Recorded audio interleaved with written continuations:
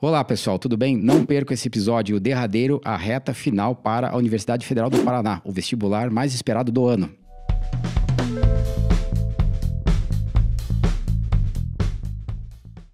Caros vestibulandos, chegou o momento final, a reta final, a prova que todo mundo estava esperando. A gente resolveu fazer um episódio especial aqui do Atualizando, juntamos todos os nossos colegas da área de humanas para fazer assim uma espécie de briefing para a nossa prova que vai ser no domingo, e a gente não vai fazer prognósticos muito objetivos, né? A ideia é que a gente discutir o que o aluno já estudou durante o ano, dar algumas ideias para uma última estudada que você possa ter aqui. Então, primeiro a gente vai conversar aqui com o Alexandre, né? A gente vai trocar uma ideia legal aqui sobre a geografia. O que você lembra, assim, Alexandre, das últimas provas da Federal que o aluno pode dar uma última esticada ali? Bom, eu daria uma esticada na parte sobre vegetação, tanto geral quanto Brasil. Daí você vai dizer, por que apostar, né, nessa temática de vegetação? Por várias coisas, né? Nós estamos discutindo aí o desmatamento da Amazônia e a situação dos rios voadores. Esse ano faleceu uma figura, né, o Bené Salati, que é considerado o pai lá, né, dos rios voadores. Também outra situação relacionada à vegetação são os avanços de encosta, os desmoronamentos, que foram cruéis esse ano, né, em Pernambuco, Minas Gerais, São Paulo. Para a ONU, esse é o ano internacional do uso sustentável de montanhas, para ligar essas duas situações. Nós saímos de uma crise hídrica, que envolve, né, claro, a manifestação do fenômeno Laninha, mas também o uso, né, indiscriminado das vegetações. O Brasil é alvo internacional de críticas quanto a desmatamento, queimada na Amazônia. Então, esse é um ponto que eu aposto. E tem uma querelinha aí, depois a gente vai falar de efemérides, né? Tem mais uma coisinha que envolve vegetação. Então, esse é um assunto que é abrangente, que eu apostaria. Cartografia. Aí, assim, daí entra nos clássicos, né? Orientação, cartografia, fuso horário, faz tempo que não cai. Curva de nível, né? Curva de nível, né? Você que já assistiu aí a revisão de véspera, alguns alunos já tiveram segunda-feira, né? A gente aposta nisso também. Geologia, né? Teve o vulcão lá nas Ilhas Canárias, que um risco de tsunami no Brasil. O que mais que a gente poderia fazer, assim, um investimento à parte sobre solos, até por conta da crise dos fertilizantes. Faz tempo que não cai solo propriamente dito, né? Na Federal. Né? Então, eu faria uma aposta nisso aí. Assim, e o clássico, claro, né? Pode cair uma coisa de rochas, como massa de ar, massa de ar, que envolve clima, fatores, né? E geralmente a prova da Federal, antes da pandemia, a gente percebia que era bem divididinha, mais ou menos 50% de humana, mais ou menos 50% de física. Essa tendência não aconteceu muito nas últimas 2-3 provas. Daí aquele sofrimento, acho que é o sofrimento de vocês. Eu penso que estas duas últimas provas foram feitas foram feitas ali numa fogadilha ali, né?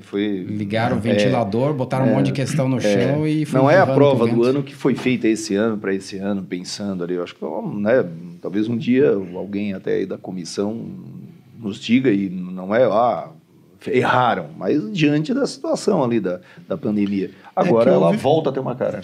E houve uma redução do número de questões, né, por conta da pandemia. Nas duas últimas edições nós tivemos, na geografia e na história, a redução de 9 para 6 testes. Então, alguma coisa ficou de fora, né? Por exemplo, eu lembro, Daniel, aquelas provas perfeitas de história que a gente, né, julgava ideal, porque com 9 questões, 3 de cada frente, né, contemplando a história do Brasil e história geral de maneira bem equilibrada, né, que para nós que trabalhamos com 3 frentes, seria o cenário ideal, né? E a possibilidade disso voltar a ocorrer, né, existe porque... Então, a prova volta a ter 9 questões esse ano. E a prova, além de ter reduzido o número de questões, a redação estava junto, né? Então, tinha o tempo também. Exatamente. Por isso que a prova ficou mais enxuta, né? Agora a tendência é voltar aquele modelão. Exato. Por exemplo, em história, para a própria sociologia e filosofia, que trabalham muito com textos, né? Esse detalhe do tempo de prova que o Alexandre abordou realmente fez com que os enunciados se tornassem mais objetivos, né? A prova de história ela foi bem direta, bem objetiva.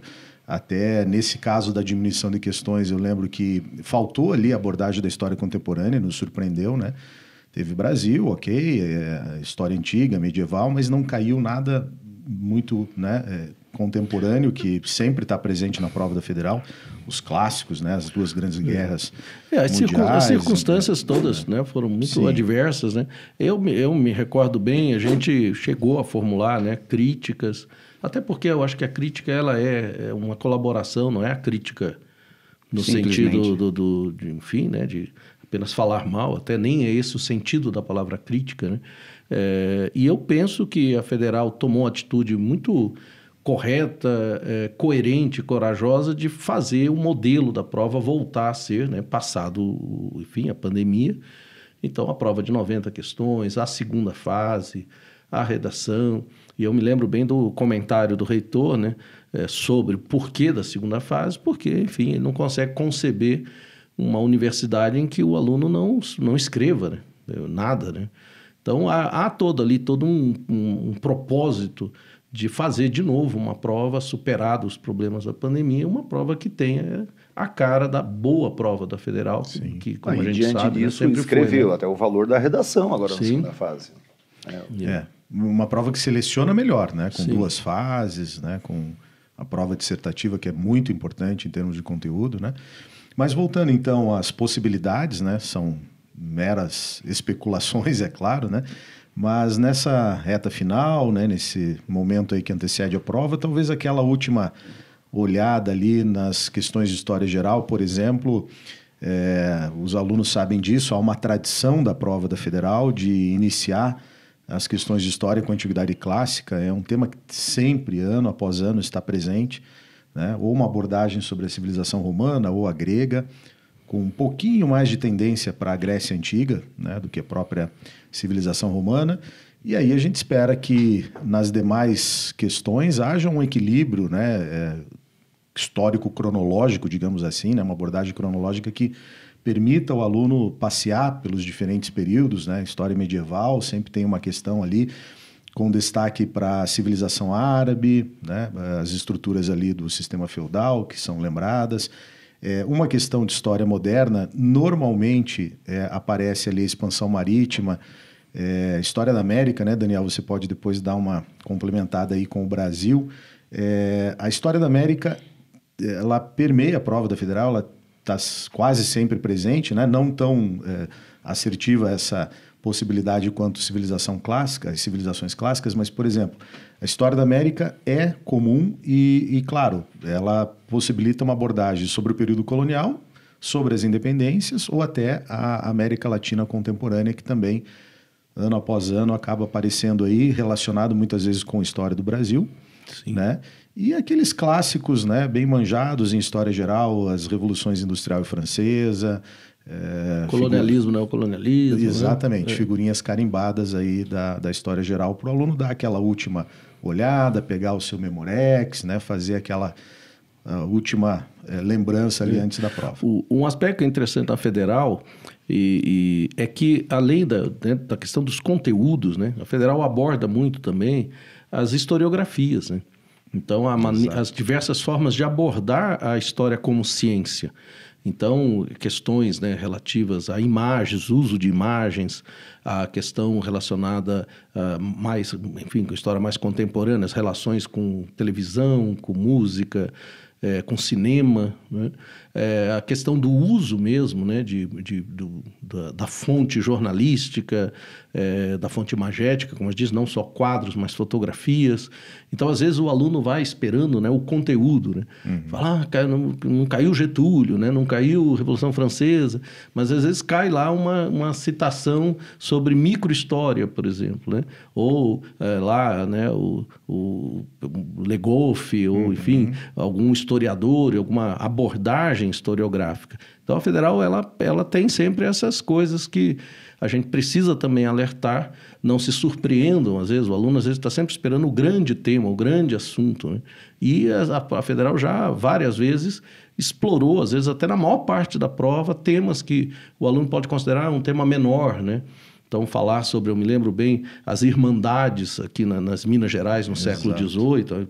Espero falar, Minas Gerais, eu quero falar sobre mineração, né? Quero falar sobre escravidão. Eu agora falando sobre as irmandades, que eram associações, né? De pretos, mas não necessariamente, né? Que se ajudavam, construindo igrejas, organizando as festas.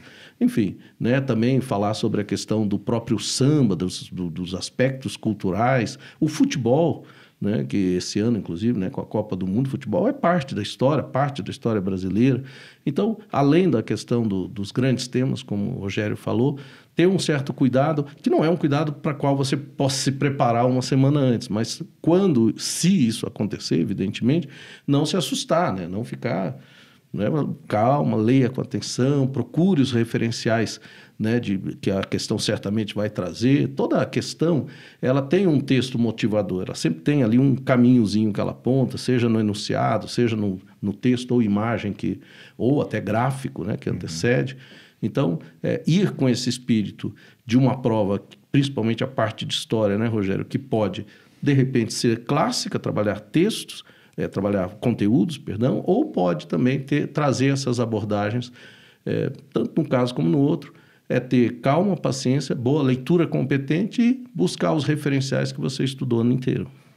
Bem, agora vem a minha parte, né? Acho que das 4 que a gente está discutindo é que o aluno mais teme, né? Mas não é porque a geografia é difícil, é porque a federal assim a fez, né? A geografia humana, dos 4 anos para cá, ela não tem mais seguido aquele padrão que é, você lê um livro, o que você estudou no ensino médio vai cair. Ela está bem complicada, por sinal. Eu diria que está quase para ser mal elaborada mesmo, né? Então, eles pegam coisas muito contemporâneas, sem pé nem cabeça, que o aluno não vê, né? A gente tenta, né, pegar bastante atualidade, passar isso para o aluno durante o dia, assim, durante as aulas, perdão, mas não é fácil você acertar o tema. Um exemplo, sei lá, 2, 3 anos atrás, eles perguntaram se na China usava o mesmo passaporte que em Hong Kong. Você nunca explica isso para um aluno, né? Então, o aluno tinha que fazer isso que você mencionou, tinha que estar calmo, pensar, analisar, mas não é uma coisa que você ensina. Aquela da compra da Groenlândia lá. O Trump tentou comprar a Groenlândia, ele só deu uma trucada. Isso aí não tem livro, não tem apostila, não tem lugar nenhum. Aconteceu uns 3 meses antes da prova, né? Teve a do sarampo também. Eles falavam, qual o estado brasileiro que teve maior número de casos de sarampo naquela epidemia de sarampo, acho que foi 2019, alguma coisa assim. Então, e aí o aluno fica desesperado, mas infelizmente é assim que acontecia, pelo menos nos últimos 3, 4 anos. Pegar temas muito recentes, que a Federal não fazia isso, antigamente ela pegava coisas bem segmentadas. Agora não, faz 3, 4 meses ela está pegando o assunto, está jogando na prova, né? A gente tenta, né? Todos os professores, a gente tenta sempre puxar para o aluno, veja que isso é importante, assim por diante. Então, eu acho que é isso que está acontecendo, o aluno tem que estar calmo ali. E muita gente erra, é impressionante. Um dos maiores índices de erro é a geografia. Antigamente, quando podia zerar, né? Zerava, você estava eliminado do vestibular. Era geografia e matemática. Hoje não pode mais você reprovar na prova da federal por zerar. Você teria que zerar todas as questões. Mas eu acho que se fizer uma estatística, essa geografia humana está derrubando geral, né? Mas tem umas coisas em geografia que dá para, igual assim, cartografia, orientação, dá para dar uma apostada, no caso da nossa geografia A. Na B, né, tem umas coisas aí, por exemplo, o censo, né, demografia, urbanização. Tem. Quer ver umas coisas que eu acho que se o aluno ou estuda em cima da hora, dá uma última olhada, assim, 2 coisas são muito... Eu já fiz um levantamento estatístico, são muito perguntáveis ali. Urbanização do Brasil, principalmente, já que o Departamento de Geografia da Federal do Paraná, que eu estudei lá, é muito bom nessa área de urbanização. E aí tem uma fronteira bacana com a própria história, né? Com a própria história. A história do Brasil, a urbanização é um fenômeno fundamental, né, para a compreensão de muitos processos, né? O movimento operário, o populismo. Semana de arte moderna. Modernismo, enfim. Há ali uma interface que aproxima o tema da urbanização mais amplo e o tema específico da história. Né? E tem um outro tema também que daí aproxima com a sociologia do Rogério, que é a agricultura rural. Quase todo ano está caindo. E eu acho que é uma das questões mais difíceis da federal, porque eles vão usar uma linguagem muito rebuscada para explicar uma coisa muito simples, que o Brasil tem concentração de terra desde 1500, mas o cara não vai ser tão direto. E enrola, põe nomes diferentes, né? Aí é mais pro final dessa gravação aqui, a gente fala algumas palavras que eu acho que são coerentes para serem puxadas no vestibular, né?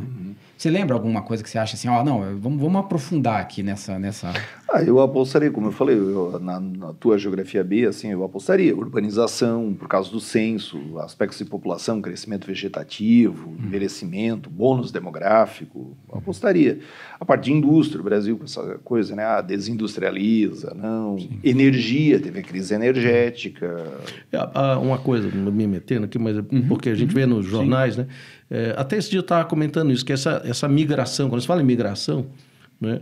A gente pensa muito na questão interna, né? Nordestinos e tal, não sei o quê, mas hoje há um novo processo, né? Os venezuelanos, haitianos, bolivianos. Interiorização do Brasil, muito forte.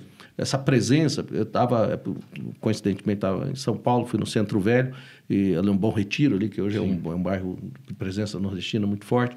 Então, se fala muito dessa questão do trabalhador lumpen, né? O super explorado, né? Que já foi o nordestino. Hoje é o boliviano, hoje é o haitiano, hoje é o venezuelano. Então, assim, essas novas configurações, né, da imigração para o Brasil, talvez, né, possa ser uma coisa coisa que a gente sempre aborda em aula, Daniel, é que o Brasil, ele tem muitas etnias. Igual os Estados Unidos, tem muitas etnias. Só que como a nossa economia nunca é muito estável, quantitativamente a gente não recebe muito. Tanto é que o venezuelano, ele prefere ir para a Colômbia, hoje em dia, do que para o Brasil. Sim. Tá vindo bastante sírio para o Brasil? Tá começando a vir os afegãos? Tá. Mas se for somar o número quantitativo, valores absolutos é baixo. Né? E a lei brasileira é bem legal com isso, com a recepção do refugiado ou do imigrante. Né? Eles já fizeram essa pergunta várias vezes. Vem muitas etnias e pouca quantidade. E historicamente também foi assim, né? O Brasil recebeu bem menos do que Canadá. Você foi imaginar em relação aos Estados Unidos, pegar os Estados Unidos, né? Porque é uma inversão. Por exemplo, em termos de negros escravizados. Os Estados Unidos receberam em torno, números obviamente aqui arredondados, em torno de 400 mil negros escravizados. O Brasil em torno de 4 milhões. Agora é o inverso, migrantes europeus, de origem europeia. O Brasil recebeu em torno de 4 milhões de imigrantes, os Estados Unidos 40 milhões. Então é um processo em que a imigração da mão de obra livre, né, os Estados Unidos já com uma economia ali final da segunda metade do século XIX, mas mais para o final do século XIX, início do século XX, já bem mais consolidada, a expansão para o oeste, tudo isso atraiu muito essa mão de obra. O Brasil é praticamente centralizado nas lavouras de café e o sul aqui, que era barra pesada, né? O povoamento aqui da região sul não foi fácil, né? Então, em contrapartida, a questão do negro escravizado, que era uma política quase que de Estado, né? A elite, desde do açucareira, mineradora, mas principalmente cafeeira, quem ditava as regras para trazer essa mão de obra para cá. Então, são o que resulta em conformações sociais muito distintas. Né? Aqui, o Brasil, você pegar o mapa do Brasil, como você falou bem, onde que há uma concentração de imigrantes, uma presença notável, na região centro-sul. Né? Há migrante, obviamente, no Nordeste, na região Norte, mas ela não é notável, em pequena quantidade. Aqui concentra. Estados Unidos, isso virou... Vou buscar o DNA de qualquer americano lá, danou-se. Né? Tem um irlandês, tem um não sei o quê. Eu acho que nós estamos fazendo um exercício bem interessante, que é colocar temas que podem aparecer tanto nas questões de geografia, quanto nas questões de história, de sociologia, né? As questões temáticas... mostrando para o aluno que realmente existe uma ciência humana, né? Quer dizer, essas questões elas podem estar em qualquer uma das provas. Então, são temas bem bacanas aí para uma revisão final, né? E assim como vocês fazem uma aposta aí com relação a movimentos migratórios, urbanização, né? Eu vou dar um pitaco aqui da sociologia em contato com a geografia, que é a questão do meio ambiente. Né? Há uma possibilidade muito grande. Não, né? esse é muito grande. Um tema que vai aparecer de alguma forma, né? Pode ser na geografia, pode ser na sociologia, um eventual tema de redação, né? Por ser aí uma temática importante, né? Sempre muito debatida. A gente já podia cair para as efemérides. São 50 anos da reunião de Estocolmo, que fizemos um episódio aqui, 30 anos da Rio 92. Podemos deixar o link para quem não viu, né? Claro. Para você acompanhar. É um tema guardado. Hoje, na verdade... domingo, né, dia 16, então o tema de redação da PUC, prova geral, que é educação.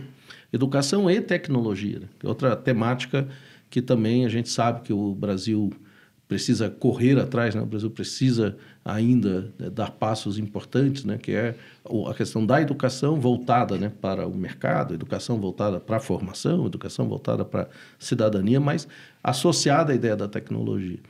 Né? Quer dizer, como que os aparatos tecnológicos podem incrementar a educação. Foi o tema da redação da PUC domingo.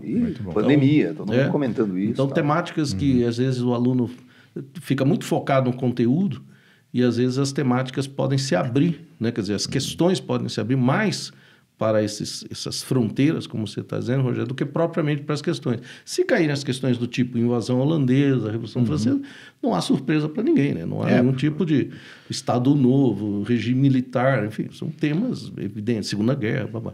A nossa preocupação, eu acho que há até enfim, eu pelo menos tenho uma torcida que a federal realmente traga questões que, como já nos bons tempos, como o Enem nos bons tempos também, faziam pensar, né? Fazer o cidadão se mobilizar, ter um leitor competente, uma pessoa com uma visão um pouco mais ampla das coisas, para selecionar esse tipo de aluno. Né? O aluno crítico, o leitor. Se será assim, vamos ver domingo, né? Mas é expectativa. Viu, Daniel? Um tema que acho que é comum de todos nós aqui, de todas as nossas áreas, é a questão indígena. Teve altos podcasts que a gente gravava, a gente sempre dava uma mencionada. Pode ser que ele pergunte em alguma das nossas áreas o que é terra indígena. Muitos acham que a terra indígena é do indígena, né? A gente já falou isso aqui, né? A terra indígena é da União. E o índio, ele é tutelado ali, ele é cuidado, né? Eu lembro, assim, até os percentuais, 12% do Brasil é terra indígena e 0,5% da população é indígena. Provavelmente na geografia ele poderia perguntar se falta terra indígena. Não falta, né? O que falta é a fiscalização. Demarcação. Fiscalização. Isso é um tema bem legal, permita só fazer esse comentário, porque você vê, o que você disse é absolutamente correto, mas como que isso se sobrepõe a um problema? A Constituição de 88... ela vai reconhecer o que é uma novidade para o direito, hoje não é mais, né? A Constituição de 88, naquele momento, que é o reconhecimento do chamado direito originário dos indígenas.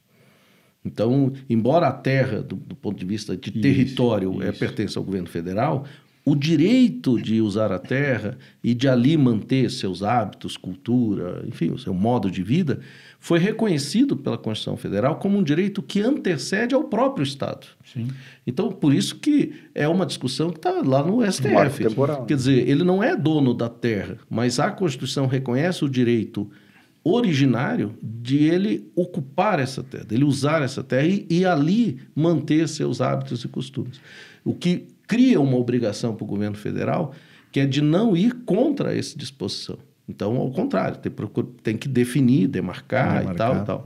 Então, e aí a gente sabe, politicamente, os últimos 4 anos foram marcados por tensões nessa relação entre o fato de que a terra do governo federal, de que já há muita terra demarcada, já há um percentual de população indígena que é muito pequeno. No entanto, existe a Constituição que define como um direito fundamental esse do direito originário. E a gente discutiu uma vez aqui também que há brecha na Constituição para explorar a terra, né?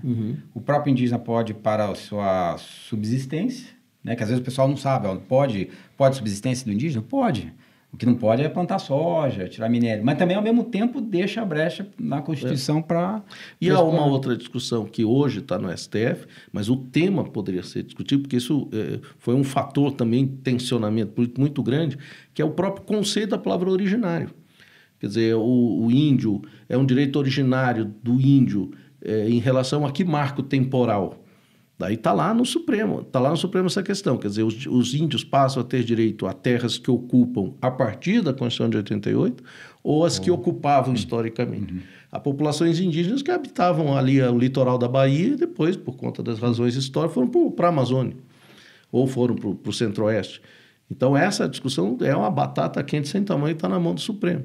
Então, é um debate muito interessante, além e aí já é uma questão mais clássica, né, Rogério, das distinções em termos de organização social e econômica dos índios brasileiros e dos índios da América Espanhola, né? Enfim, astecas, incas e tal. Essa já é mais clássica, né? Então, também, realmente, é uma lembrança muito boa, Monteiro. Um tema... E a federal gosta muito dessa discussão. Sim. E na sociologia, alguma coisa de antropologia cultural deve aparecer. E é um assunto quente para poder fazer esse tipo de abordagem, né? Discutir etnocentrismo, relativismo cultural. Então, da divisão clássica das ciências sociais ali em sociologia, ciência política e antropologia, a gente espera pelo menos uma questão de antropologia na prova. E aí pode ser abordada a questão indígena, né? E os 3 sociólogos famosos, tem algum que você acha que... A possibilidade de um dos clássicos cair sempre tem, né? Então, a trinca, né? O trio famoso, Durkheim, Marx e Weber, né? Claro, os alunos sabem disso, estão preparados com relação a esses clássicos, mas na última prova apareceu um clássico brasileiro. Então, a gente também aposta em sociólogos contemporâneos. Tivemos aulas aí de sociólogos do século XX, mais atuais, Bourdieu, Zygmunt Bauman, né, que foi muito lido pelo público geral, né? O Bauman não é um autor lido só por quem está estudando sociologia, os livros dele acabou acabaram aí tendo uma penetração no mercado, foi muito lido pelo público em geral e discutindo modernidade líquida, né, pós-modernidade, eu acho que é um assunto que tem uma chance grande.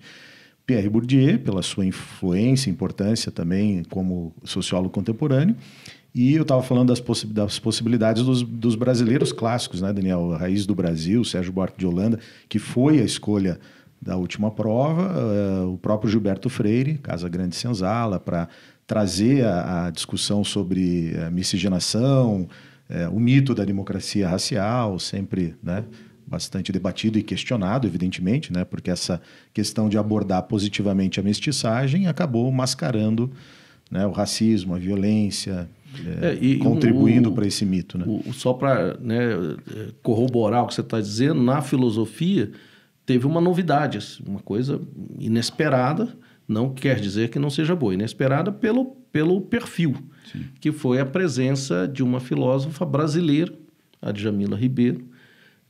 Até então, o único filósofo vivo que tinha caído era o Habermas, uma vez. Então, sempre aquela referência da filosofia com as obras clássicas, né? E sempre com uma obra antiga. Ano passado tivemos Heráclito, por exemplo. O Platão já tivemos. Esse ano a filosofia começou a pedir, a partir da modernidade, Maquiavel. Depois, um autor, né, Berkeley, que é autor já do século XVII. Depois o Spinoza, que é do 17, Berkeley já é do 18. Depois Merleau-Ponty, que é um historiador, é um filósofo contemporâneo, ali dos anos 40, 50. E a Djamila, que é uma pensadora brasileira, né, mulher negra, discutindo as questões raciais, as questões feminismo e racismo. Então, um passo assim, que sai, digamos assim, do centro, mas que insere aí talvez uma tendência. Não sei, novamente, expectativa. Será que essa tendência vai contaminar, né, no bom sentido, as outras áreas das humanas, como você está dizendo, na sociologia? Será que a gente vai ter autores, talvez até o Gessé de Souza, por exemplo, ou Florestan Fernandes, para não ir tão para os dias de hoje? Sim. Então, questões que podem surpreender na Federal. Viu, Daniel e Rogério e Alexandre? Tem uma coisa que você estava falando, eu estava pensando sobre a questão do afrodescendente no Brasil, nas áreas de favelização, pobreza, né? A Federal, como eu falei há pouco, ela gosta de urbanização. E hoje, com esse o último censo que eu digo é o de 2010, né? Sim. Então, hoje a gente está fazendo o de 2020, que está enrolado, né? O governo brasileiro, o Estado brasileiro, tem muita dificuldade hoje de delimitar o que é o urbano e o que é rural, porque está ocorrendo uma miscigenação entre esses dois ambientes, né? E aí surgiu uma palavra, ela já é meio velha, mas agora que está aparecendo em vestibular. Já vi na UEL, já vi na UEM, que é o fenômeno de periurbanização. Então, o que é o periurbano? É aquele pessoa que mora a 5 minutos da cidade e, ao mesmo tempo, está a 5 minutos da zona rural. E quem seriam esses atores, essas pessoas? Ou são as pessoas pobres que moram na favela, né? Ou são as pessoas que são pobres, mas moram na zona rural e mais está perto da cidade, vai e volta trabalhando todo dia, que é o famoso movimento pendular.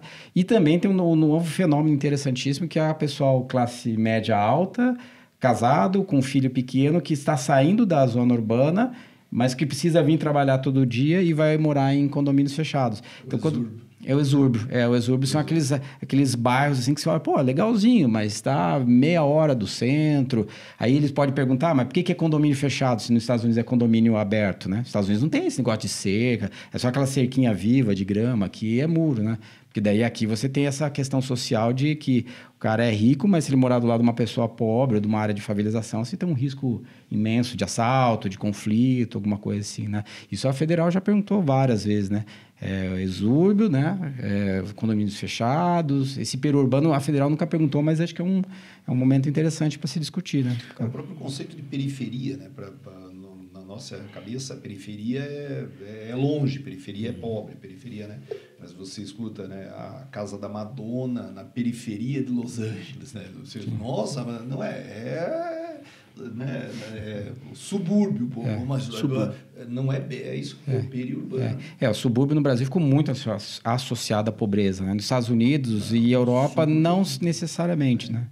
É uma questão toda histórica por trás. Assim, né? Então, você vê que a gente está apostando, né, que a federal tenha feito a sua lição de casa, né? Quer dizer, que ela tenha preparado um vestibular que realmente desafia o nosso aluno, desafia os alunos em geral, evidentemente, né?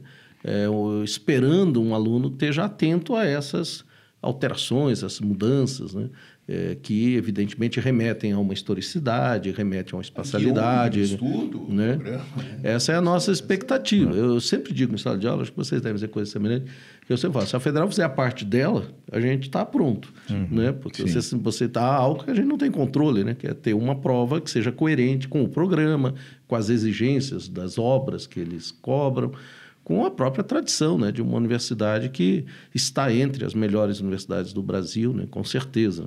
Então, é por isso que eu acho que a gente está um pouco discutindo temas assim. De repente, não, né, cai lá as questõezinhas, mas, enfim, elas também fazem parte do programa, coisa que também tem que lembrar, né?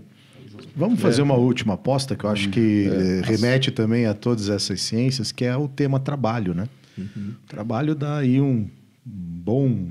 Emprego, renda, de novo, né? Trabalho, tecnologia, na geografia humana, educação, na sociologia, nos remete à história, né, da escravidão, da servidão. Há uma possibilidade ampla desse tema, né, passar aí pelas questões de humanas, né? Então, na geografia, vale a pena. ultimamente, eles estão associando muito a mulher entrando no mercado de trabalho, que isso é importantíssimo para a sociedade, só que eu sempre falo em aula, eu sou bem direto nas minhas explicações. Quando um entra, outro tem que sair. Né? Então, porque nunca... E além do que, o número de empregos está diminuindo por causa da automação industrial ou informática e tudo mais. Então, cada vez vai ter menos empregos, mais mulheres entrando no mercado de trabalho e mais homens saindo. E isso vai gerar a redução de natalidade. Você vê que digamos, um epifenômeno associado a isso é essa volta de uma visão conservadora.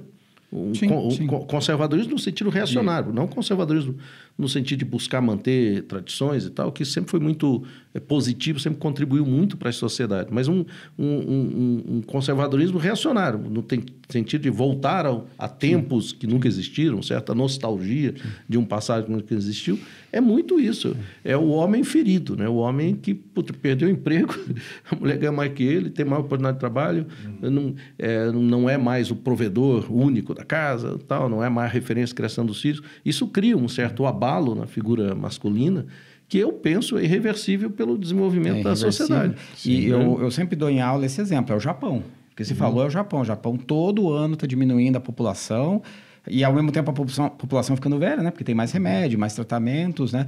E os homens desempregados, as mulheres se matando de trabalhar e estudar para entrar no mercado extremamente competitivo. E a máquina também impossível, né?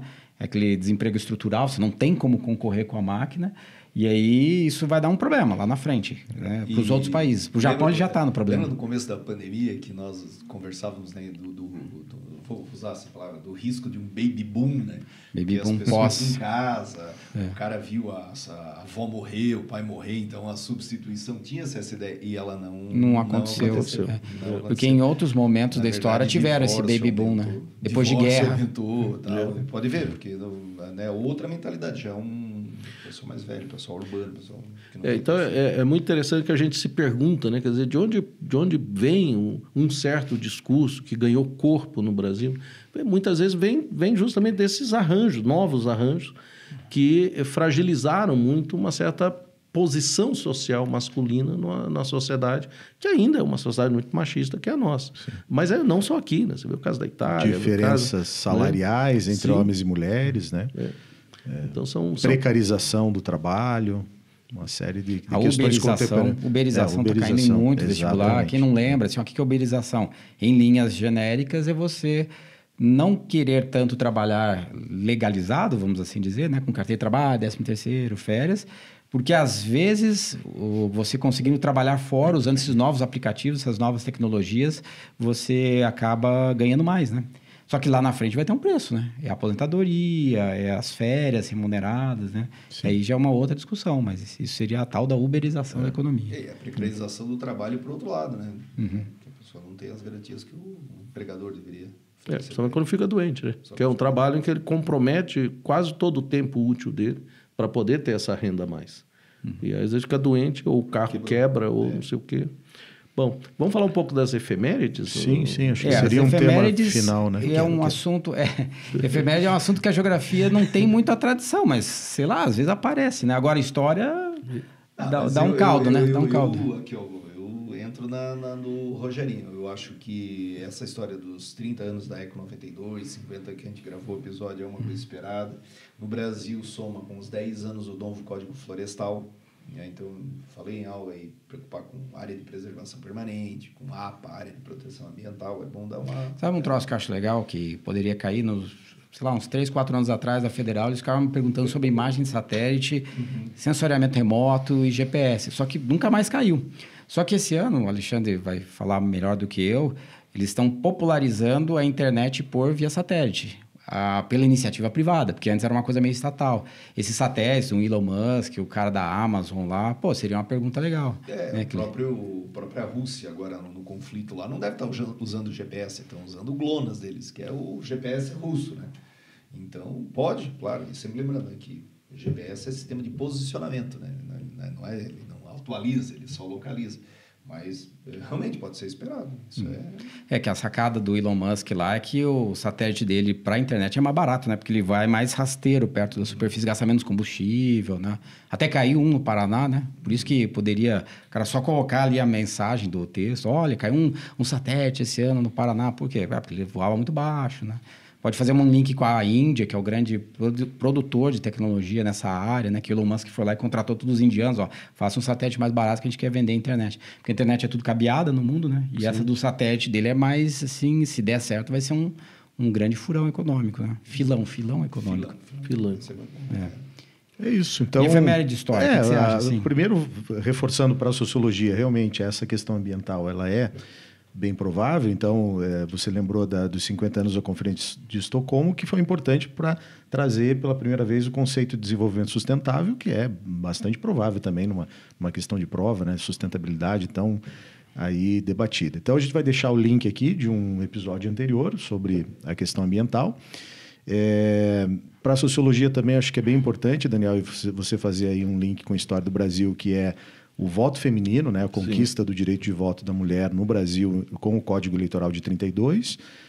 Depois você pode dar um alô aí sobre a Constituição de 34, que confirma, né, essa conquista do voto feminino. Então, também gravamos um episódio, né, sobre o processo eleitoral no Brasil. Vamos deixar o link aqui para vocês. Falamos quem não viu dessa questão. Então, a questão do voto feminino e do meio ambiente, para mim, na sociologia, são possibilidades significativas aí. E efeméride de história tem mais a ver com a história do Brasil, né? As datas mais recentes, eu acho que há uma expectativa que, às vezes, assim, há grande expectativa. Nos vestibulares do primeiro semestre, elas já apareceram, que é o bicentenário da independência. Perfeito. Quer dizer, também que nós falamos sobre esse assunto, né? O bicentenário da independência é o que se espera que seja, digamos, problematizado, né? Nós gravamos um episódio específico sobre isso, né, Monteiro? Sim, os 200 anos. Falamos, inclusive, do centenário, do Sesc Centenário.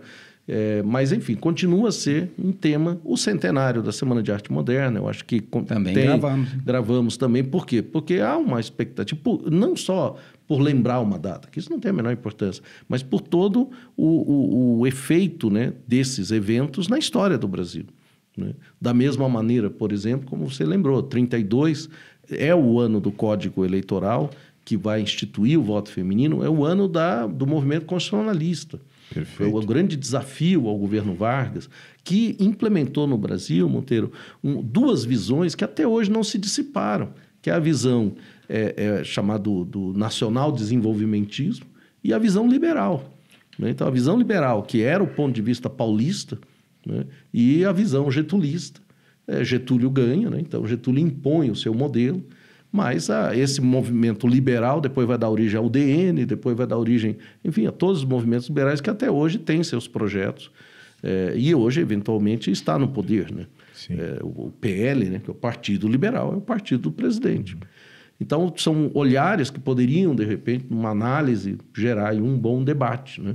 42, que é o ano da entrada do Brasil na guerra. Perfeito. Né? A questão da Segunda Guerra é sempre um clássico, né? E 42 é quando o Brasil rompe relações e declara a guerra ao eixo, né? Efetivamente, as tropas chegam lá em 44, mas o rompimento se dá em 42, janeiro, depois em agosto. É uma efeméride importante, né? 62, uma experiência pouco lembrada, mas que a Federal já cobrou, que é a questão do parlamentarismo, a experiência parlamentarista da crise do governo Jânio Quadros. Jânio Quadros, né, os alunos sabem disso, renuncia com 7 meses de governo, cria uma grande crise. Os militares tentam ali um primeiro golpe para impedir a posse de João Goulart. Faz-se um daqueles arranjos bem brasileiros no Congresso Nacional, institui-se o parlamentarismo para João Goulart assumir, não governar. Tancredo Neves era primeiro-ministro, né? O mesmo Tancredo depois será eleito em 85, não vai tomar posse. Então, é um momento histórico bem intenso que poderia ser lembrado. Depois, 82, que é a volta da eleição para governador, também que é quando a nossa redemocratização, pela primeira vez, né, devolve, né, ao cidadão o direito de eleger um representante do Executivo. 92, que é o impeachment do Collor, outro evento bastante significativo. E 2002, o que eu não acredito, mas seria um fato histórico, que é a eleição do Lula. Né? Faz 20 anos, né, que lá um torneiro mecânico, o cara, né, do PT e tal, chegou à presidência da República. Como ele é candidato e o clima, acho difícil que a Federal vá querer abordar um tema que, de resto, é um tema histórico, se a gente olhar pelo um olhar objetivo. Né? É um fato histórico relevante, mas, diante das circunstâncias, acho menos provável. Mas, veja, há muitos fatos. Que poderiam ser lembrados, não pelo fato em si, repito, mas pela sua repercussão, pelo seu, enfim, seus efeitos, né, na história do Brasil, sociedade brasileira, etc, etc. E já que você abordou ali o movimento constitucionalista em São Paulo contra Getúlio, a gente pode até lembrar um pouquinho também de 1922, não só pela Semana de Arte Moderna e o centenário da independência, mas o movimento tenentista que desencadeia toda essa crise, né, da oligarquia cafeira a ponto de gerar a Revolução de 30. 22 é incrível, né? Um ano também importantíssimo. É o ano da fundação do Partido Comunista, né, que é um dos momentos do movimento operário, que é muito expressivo, muito significativo. Né? É o ano do início do rádio no Brasil, que foi, inclusive, na festa do centenário. O rádio, que é uma figura fundamental e podia ser uma questão mais ampla, né, sobre a importância das mídias na política, na sociedade, começa com o rádio, em 22. Então, enfim, é o ano da morte do Lima Barreto, que podia fazer... A Federal adora interfaces com a literatura. Lima Barreto foi um cronista social muito expressivo, e aí vai. Né? 1902, até a gente lembrou isso, 120 anos do lançamento dos Sertões, também nós falamos sobre esse assunto aqui. Exato. A gente falou um monte de coisa, né, Monteiro? Esse ano foi ano cumprido.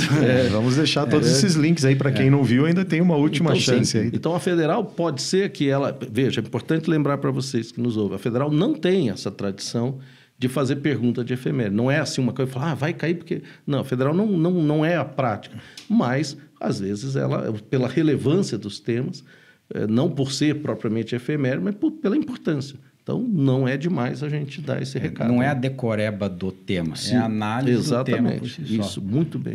Maravilha. No meu caso, que nem eu comentei, a efeméride não tem muita relevância, mas tem um assunto que estou com uma pulga atrás da orelha, é que houve um projeto de lei há 2 anos atrás no Brasil que é para facilitar a aquisição de terras que já foram invadidas no Brasil, né? Um projeto de lei tem lá, não lembro o número, e aí eles estão usando muito um termo em inglês, que eu acho que seria legal os caras perguntarem para a prova, que é land de terra, grabbing é pegar, né? É um termo mais ou menos utilizado no mundo inteiro para você fazer... grilagem de terras, né? O nome brasileiro é grilagem, em inglês, que é o nome gourmetizado, é land grabbing.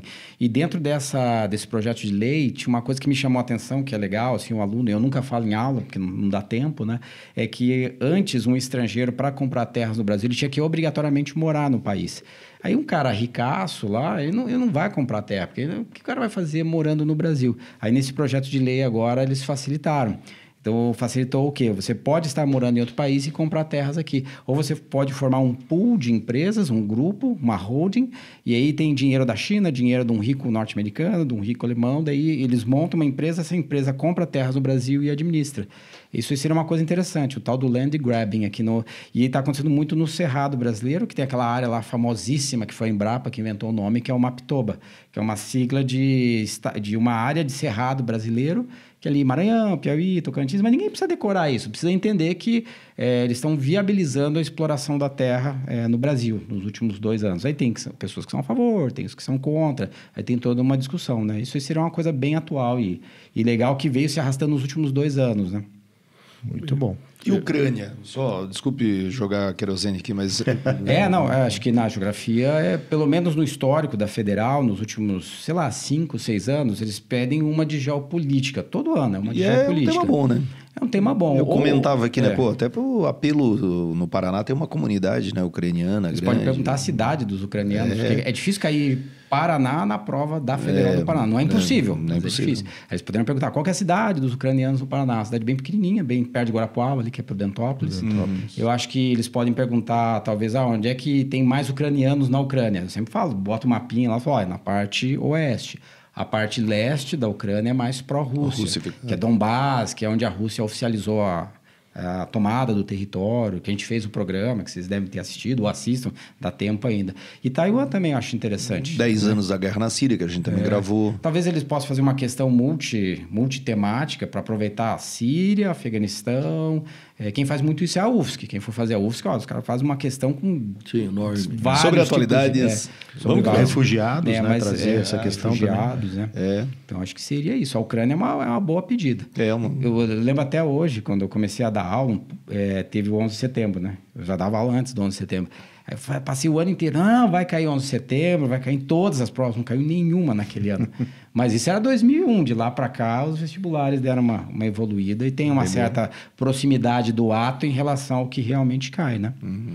E acho que é isso. Alguém tem algum comentário? Não, eu acho que é isso. Podemos fechar aqui, então? Claro. Porque, na verdade, senão a gente faz um podcast extensivo, né? Mas eu creio que foram ditas coisas bem... relevantes, assim, né?